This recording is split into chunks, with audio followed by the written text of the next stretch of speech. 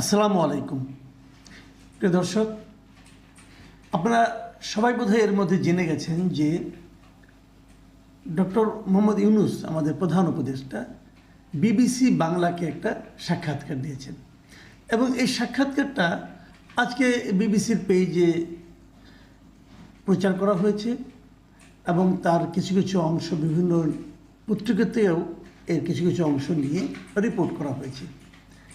আমি খুব আগ্রহ নিয়ে এই সাক্ষাৎকারটা দেখা শুরু করেছিলাম। উনি যে কথাগুলি বলেছেন সেখান থেকে আমরা কী পেলাম এটা নিয়ে আমি একটা ছোট মূল্যায়নের মতো করতে চাচ্ছি। প্রথমত আমি বলে নেই, আমি এই সাক্ষাৎকারটা দেখে ওনার বক্তব্য শুনে আমি মোটামুটি আশাহত হয়েছি, হতাশ হয়েছি।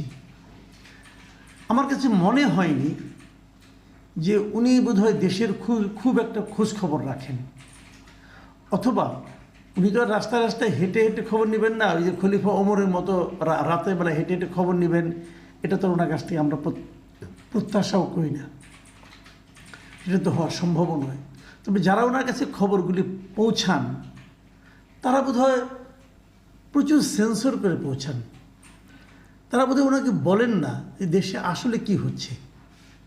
এবং প্রধান উপদেষ্টা হওয়ার কারণে উনি মনে হয় আলাদা একটা জগতে চলে গেছেন, যে জগতে এবং আমাদের জগৎ, সাধারণ মানুষের জগতের মধ্যে উঁচু একটা দেয়াল তৈরি হয়েছে।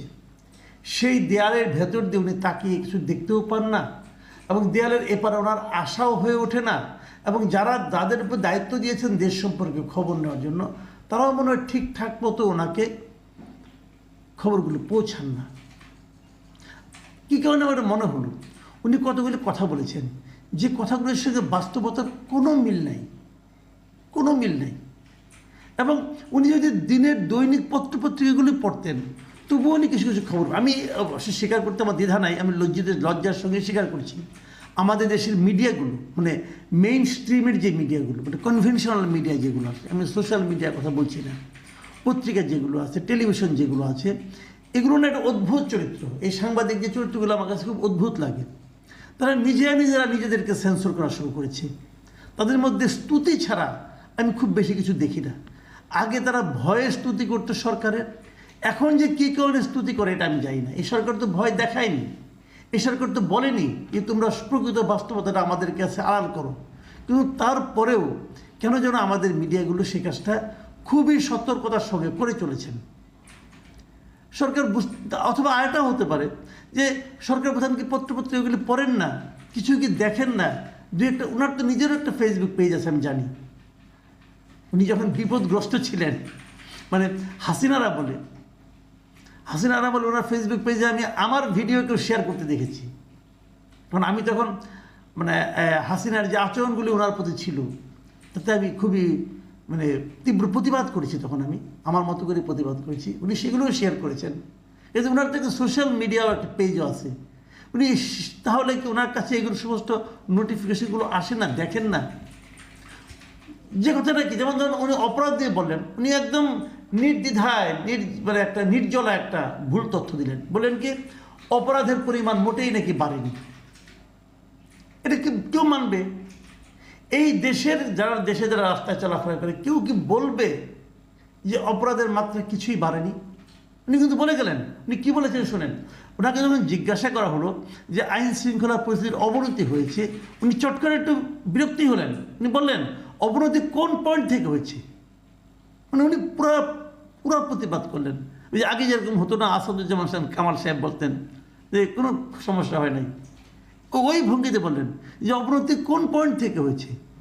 এটা তো বলতে হবে তো আমাকে। আপনি বলছেন অবনতি হয়েছে, কোনো রেফারেন্স পয়েন্ট থেকে, কোন রেফারেন্স পয়েন্ট থেকে অবনতি হয়েছে সেটা না দিলে তো আমরা বুঝতে পারবো না। মানে উনি বুঝতেই পারছেন না যে দেশে আইন শৃঙ্খলা পরিস্থিতির অবনতি হয়েছে। এই এটা তো একটা ভয়ঙ্কর তথ্য আমাদের কাছে, যে আমাদের প্রধান উপদেষ্টা জানেনই না দেশের আইন শৃঙ্খলা পরিস্থিতির অবনতি হয়েছে। দুদিন আগে কত মানে একটার পরে একটা কয়টা ঘটনার কথা আমি বলবো। যদি আইন শৃঙ্খলা পরিস্থিতির অবনতি নাই হতো তাহলে রাত 3টার সময় আপনার স্বরাষ্ট্র উপদেষ্টা মিটিং করে নাকি এই খবর আপনি জানেন না? আমার তো মনে হয় উনি এটাও জানেন না। তো এই যদি হয় বাস্তবতা, তাহলে আপনি কী বলবেন? তাহলে তার কিছু বলার থাকে না। আবার দেখুন, আমি আরেকটা পয়েন্টে আসি। ওনাকে যখন জিজ্ঞাসা করা হচ্ছিল যে আপনি কি মনে হয় আপনি এ পর্যন্ত কতটা পরিবর্তন করতে পেরেছেন এবং এই পরিবর্তনটা কতটুকু ইতিবাচক হয়েছে দেশে, আপনি যে 6-7 মাস ক্ষমতা দায়িত্বে ছিলেন, কি করলেন? উনি বলতেছেন কি যে আমরা একটা ধ্বংসাবশেষ থেকে এসেছিলাম, তার নতুন চেহারা এসেছে, ভেসে উঠেছে, যে আমরা অর্থনীতিকে সহজ করেছি, দেশে বিদেশে আস্থা অর্জন করেছি। উনি বলছেন যে দেশের অবস্থা খুব ভালো। দেশের জনগণ কি তা মনে করে ডক্টর ইউনূস? আপনার কি মনে হয়? আচ্ছা বাদ দেন, আপনি দেশে বিদেশে খুবই আস্থা অর্জন করছেন। বিদেশের কথা বলতে পারবো না, ওটা আপনি বলতে পারবেন। দেশে কি আপনি আস্থা অর্জন করছেন? আপনি নিজে একটু জরিপ করে দেখেন না, এই দেশের মানুষের কাছে আপনার অবস্থানটা কোথায় এখন? এই দেশের মানুষ আপনার উপর কতটুকু আস্থা রাখে একটু চেক করে দেখেন। জাস্ট আপনাকে রিকোয়েস্ট, আপনি যে কোনো একটা বেসরকারি সংস্থা দিয়ে একটা জরিপ করান, দেশের মানুষ এখন আপনার সম্পর্কে কি বলে আর 6 মাস আগে কি বলতো। ঠিক আছে, আমি করব, আমি আগামী সপ্তাহে একটা জরিপ করব, করে আপনাকে দেখাবো দেশের মানুষ আপনার সম্পর্কে কী ভাবে। এবং আমি ধারাবাহিকভাবে প্রথম কয়েক মাসের জরিপ করেছি, কিন্তু আমি ধারাবাহিকভাবে আপনার গ্রাফ করে দেখিয়ে দেবো আপনার অবস্থান কোথায় দেশের মানুষের কাছে। তো এইগুলি বললে তো হবে না, কোনো খবর না থাকলে যে জিনিসগুলো হয় আর কি। আবার ধরেন যে এই যে মব কালচার, তাকে কিন্তু এই প্রশ্নটা করা হয়েছে, এই যে মব কালচার হচ্ছে, গণপিটুনি হচ্ছে, একটা প্রশ্নে সুনির্দিষ্টভাবে প্রশ্ন করা হয়েছিল। এই ধানমন্ডি 32 নম্বর সহ সারা দেশে অনেক ভবনে ভাঙচুর করা হয়েছে।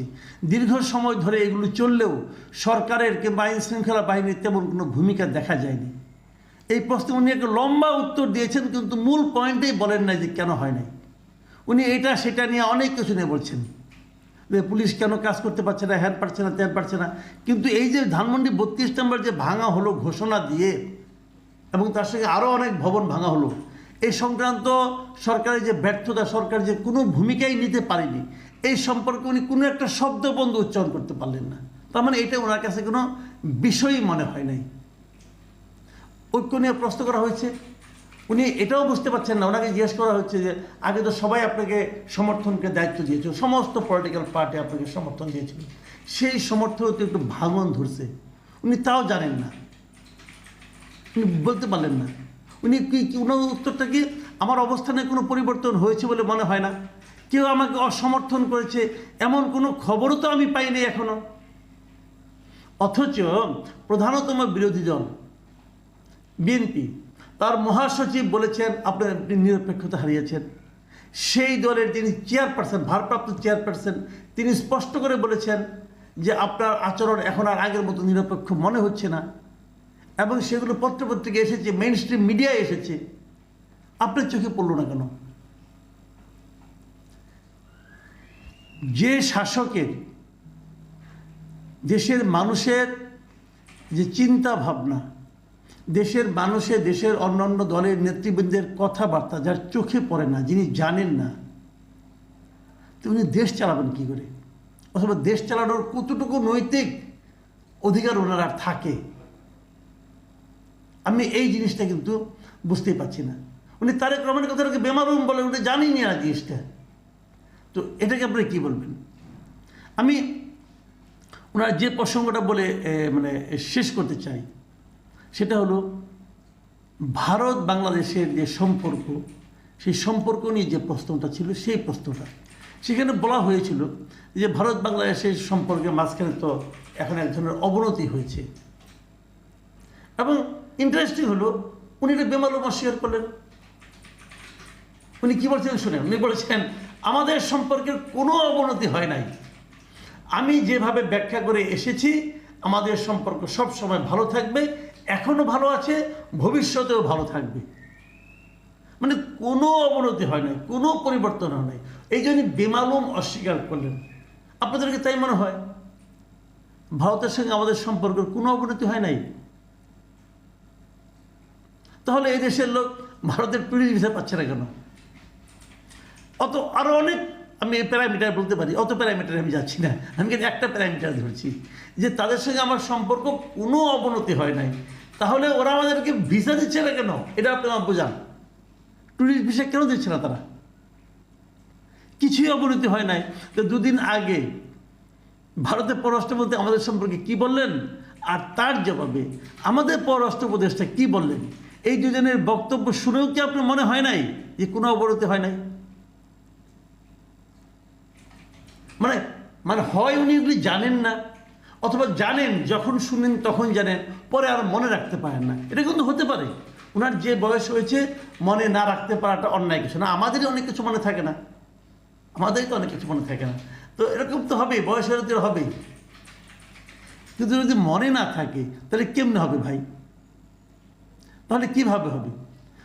এবং আরও অনেক অনেক বিষয় আছে, আমার ধারণা আপনারা সবাই জিনিসগুলো পড়বেন, পরে দেখবেন যে ওনার বক্তব্যটাকে। আমি খালি এইটুকুই বটম লাইন বলছি যে উনি সম্ভবত পত্রপত্রিকা পড়েন না, উনি সম্ভবত দেশের মানুষ কেমন আছে খোঁজখবর রাখেন না, উনি সম্ভবত যারা ওনাকে উনি যাদেরকে খবর নেওয়ার জন্য দায়িত্ব দিয়েছেন সেই লোকগুলো সম্ভবত ওনাকে সঠিক খবর দেন না। এখন যদি উনি অসুখটার খবরই না জানেন, চিকিৎসা কীভাবে করবেন? এর চেয়ে বড় দুর্ভাগ্য আমাদের আর কী হতে পারে? আমরা এরকম চাইনি। অন্ততপক্ষে ডক্টর মোহাম্মদ ইউনূসের মতো লোকের কাছ থেকে তো এই ধরনের নির্লিপ্ত থাকার যে ব্যাপার স্যাপার, নির্লিপ্ত থাকার পিছনে যে কারণগুলো কি আমি জানি না, উনি নিশ্চয়ই এগুলি উদ্ধার করবেন যদি আমার এটা যায় ওনার কানে। যাওয়ার তো কোনো কারণ দেখি না, কারণ যিনি ওইগুলিই জানেন না এটা কেমনি জানবেন? ডক্টর ইউনূস শুরুর দিকে বলেছিলেন আপনারা প্রাণ খুলে আমাদের সমালোচনা করুন। আমার এখন সন্দেহ হচ্ছে একথা উনি কেন বলেছিলেন। আমার সন্দেহ হচ্ছে যে উনি একটা সিদ্ধান্ত নিয়েছিলেন যে তোমরা প্রাণ খুলে সমালোচনা করবা, আমি এগুলি কিছুই তাকাবো না, আমি এগুলি দেখবো না, শুনবো না, বুঝবো না। তো সমালোচনা তোমরা করলা কি করলা না, আমার কী যায় আসে? এটাই যদি আপনার মূল উদ্দেশ্য হয়ে থাকে তাহলে তো আমাদের কিছু বলার থাকে না। প্রিয় দর্শক, এখন এই পর্যন্তই। আল্লাহ হাফিজ।